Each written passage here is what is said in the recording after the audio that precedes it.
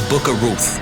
It's a brilliant work of theological art, and it invites us to reflect on the question of how God is involved in the day-to-day joys and hardships of our lives.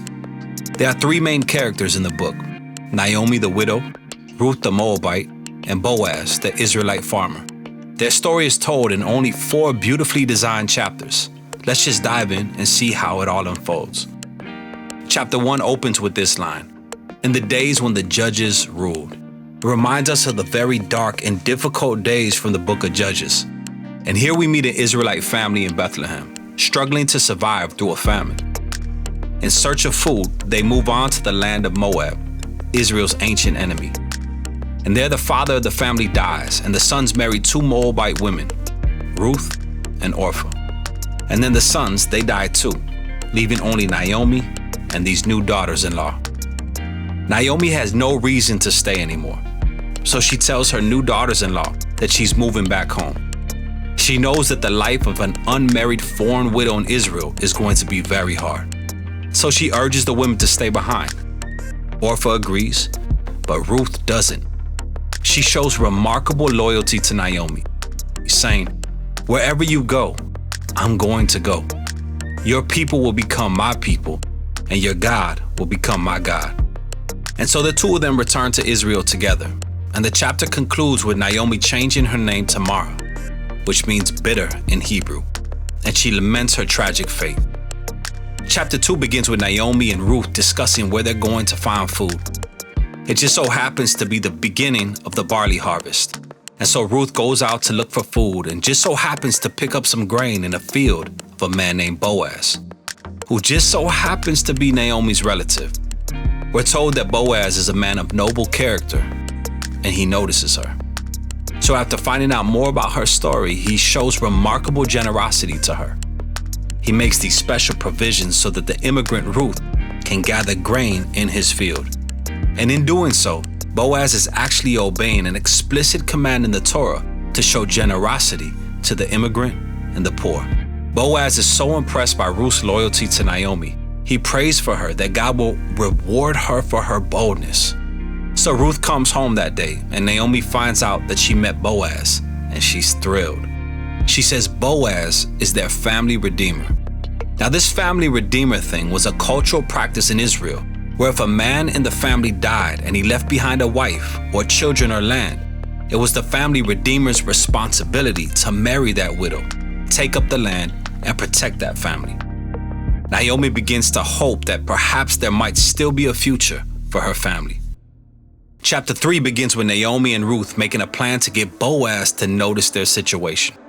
So Ruth is going to stop wearing clothes of a grieving widow, and she's going to show signs that she is available to be married.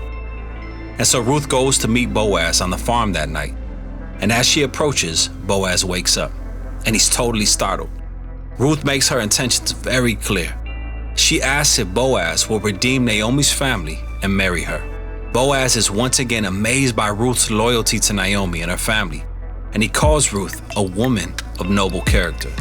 It's the same term used to describe the woman in Proverbs 31. So Boaz tells Ruth to wait until the next day, and he will redeem both Ruth and Naomi legally before the town elders. And so the chapter ends with Ruth returning to Naomi, and they marvel together at all of these recent events. In chapter 4, it all comes together. It turns out, at the last minute, Boaz discovers there's a family member who's closer to Naomi than he is, and he's actually in line to redeem the family before him. But at the last second, this family member finds out that he's going to have to marry Ruth the Moabite, so he declines. But Boaz knows Ruth's true character, and so he acquires the family property of Naomi, and he marries Ruth. And so just like how Ruth was loyal to Naomi's family in the beginning, so now Boaz is loyal to Naomi's family. The story concludes with a reversal of all the tragedies from chapter 1. So the death of the husband and the son is reversed as Ruth is married again and gives birth to a new son, granting joy to Naomi. This symmetry between the opening and the closing is even more remarkable. So, remember the opening tragedy was followed by a great act of loyalty on the part of Ruth?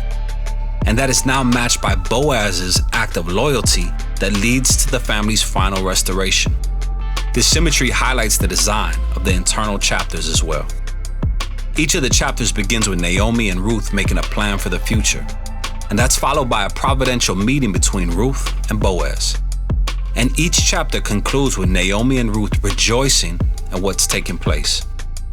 This story's beautiful design actually connects the unique feature of this book: how little God is mentioned.